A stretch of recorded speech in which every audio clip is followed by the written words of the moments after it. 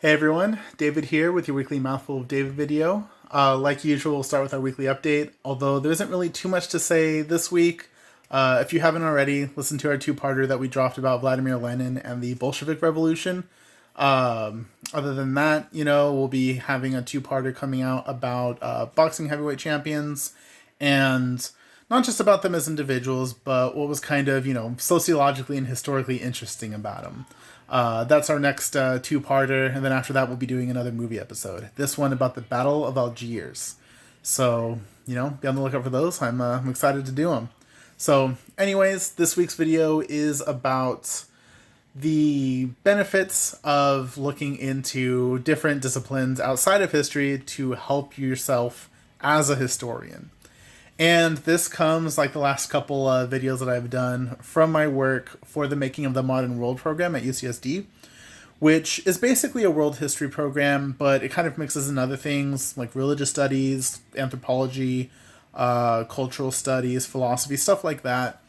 And, kind of puts all of that into a blender with world history and is also a writing program.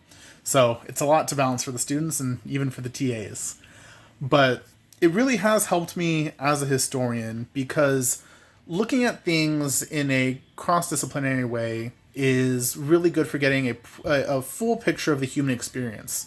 And so even if you take other classes or, even just read books or articles or watch videos that are about other things, it can actually still help you as a historian or as a student of history, right? And so, for example, if you study something like anthropology or sociology or psychology, it gives you a better insight into the way that human beings actually work.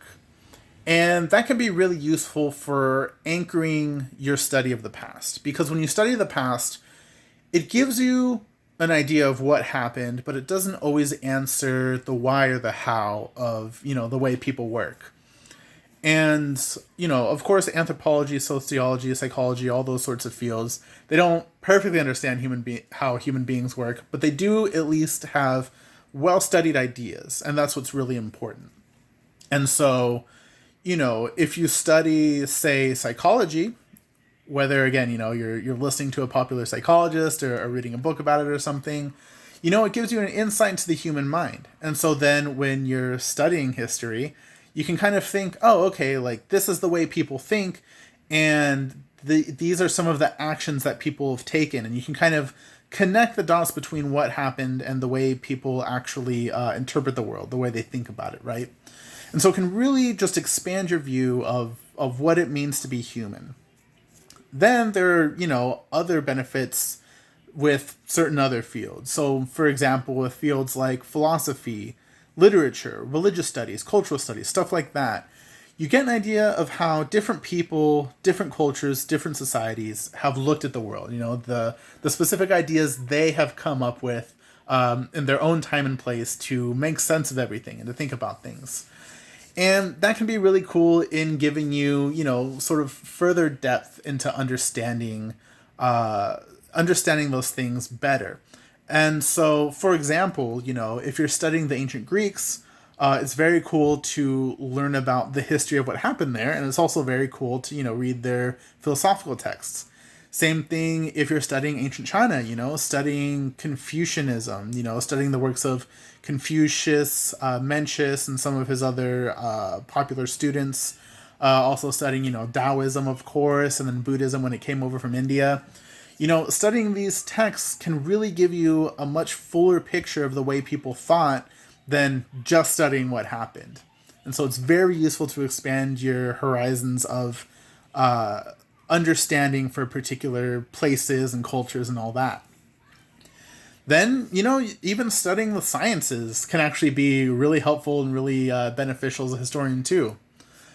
In the more sort of abstract methodological sense, methodology just basically meaning the methods used to kind of study and collect information, your methodology can be really enriched because anytime you study science, you're kind of reminded of the importance of, looking for facts in as fair-minded a way as possible that you can, and then using the facts to kind of generate ideas from there, right? And so studying the sciences can even be a reminder to historians to, study all the primary sources and texts that you can, and then kind of come up with your understandings and ideas of history from there, right? On top of that, science can be really useful for telling you how the physical world works, right? And so, say you take a geology class and you have a good idea after the end of that geology class about how different climates and environments work. That can maybe help you make sense of why certain societies respond to their environments the way that they do, right? Because it's one thing to know, I don't know, let's say a forest. It's one thing to know vaguely what a forest, is like, right? But maybe you take a class, you learn in greater detail things about forests that might affect, agriculture or hunting patterns and things like that. That can kind of help you make sense of how things worked for both, earlier human societies and even more recent ones, because, we do still interact with the world and the environment and nature, even though we kind of try to pretend we're above it, right? For example, we get a lot of our natural resources from other countries that we bring here to manufacture, or at least we did that generation ago. I guess we don't do that as much anymore, but anyway, that's a topic for a different video. But in understanding how the world works and how the laws of nature operate, it can help you understand better that reciprocal relationship, right, between humans and their environment. Because if you just understand humans and what they've done, but you don't understand the environment that they acted upon and were acted upon by, then you don't really have the full picture. And so studying the sciences, even though it's really counterintuitive, can actually be really helpful because it helps you fill in the blanks for how the world works. And the world is what we're ultimately responding to in addition to each other throughout history. So hope that was an interesting video, everyone. It's always cool to learn new things. And it's always cool to think about how what you learn for one thing can actually help you with other things that you're trying to understand. So with that said, thanks for listening, everyone. Have a good week and catch you next time.